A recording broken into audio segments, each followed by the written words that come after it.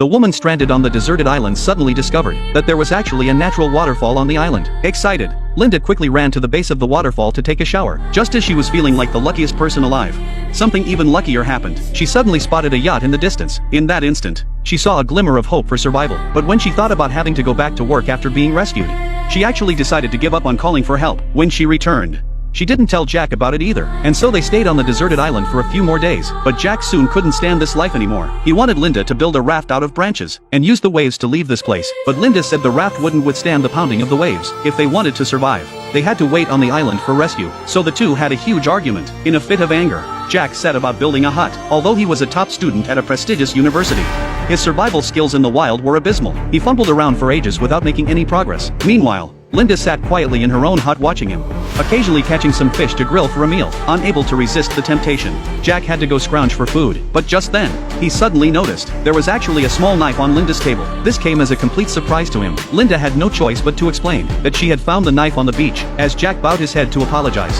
Linda accepted his apology. After a few days of rest, Jack's leg injury gradually healed. So one day, they climbed a hillside to get a panoramic view of the island. Just as the sun was about to set, the two had no choice but to head back the way they came. Unexpectedly, the rocks beneath them suddenly collapsed. Fortunately, thanks to Jack's desperate rescue efforts, he managed to pull Linda to safety. And it was precisely because of this ordeal that Linda began to accept this hot-tempered man. But as they say, life is full of surprises. Soon, a violent storm swept across the deserted island. As the waves crashed through their hut, the two had no choice but to evacuate quickly. They ended up spending the night in a cave. The next day, they built a new home to celebrate their move.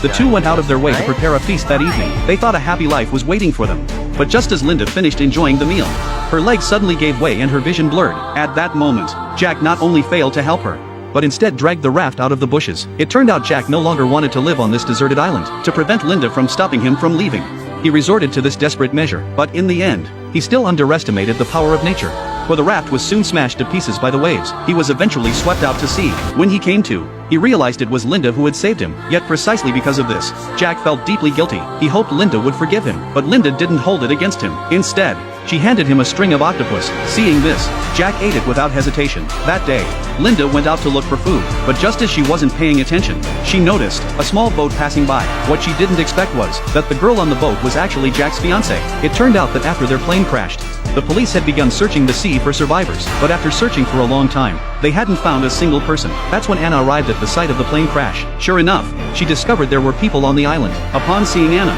Linda had no choice but to explain that Jack was also on the island. Learning that the rescue team consisted only of Anna and the boatman, Linda came up with a bold plan. She led the two of them to a hilltop, then deliberately bent down as if to tie her shoelaces, luring Anna to the edge of the cliff. The next second, Anna slipped to the edge of the cliff. The boatman tried to rescue Anna, but Linda pushed him off as well. Immediately afterward, Linda acted as if nothing had happened. From then on, Linda became listless. At night, she would occasionally have nightmares about Anna, and since Linda stayed in bed all day, Jack had no choice but to go out hunting alone. But suddenly, he spotted a hand on the beach, and the ring on it looked all too familiar. It was the very one he had given his fiancée months ago. Instantly, Jack was overcome with rage. When he returned, he confronted Linda about what had happened. So Linda had no choice but to stop hiding the truth. But Jack wasn't stupid. He asked Linda why she had led them to the mountain, and it was clear that Linda had deliberately killed his fiancée. Just then, Jack grabbed a knife to save her life. Linda had no choice but to flee frantically, but Jack had absolutely no combat experience. His attention was immediately drawn to a pair of shoes. The next second,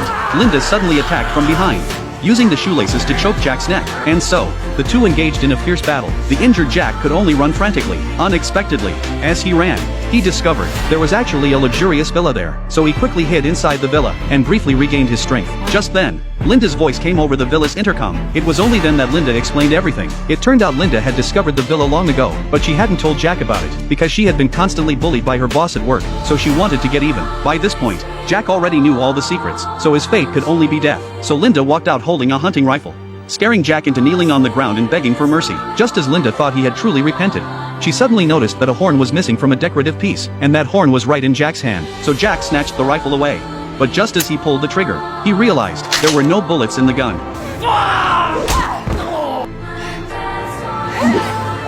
A year later, Linda had become a star. It turned out that before Linda left the island, she had disposed of all the bodies. She was the sole survivor of the plane crash, so she wrote a novel about her experiences on the deserted island.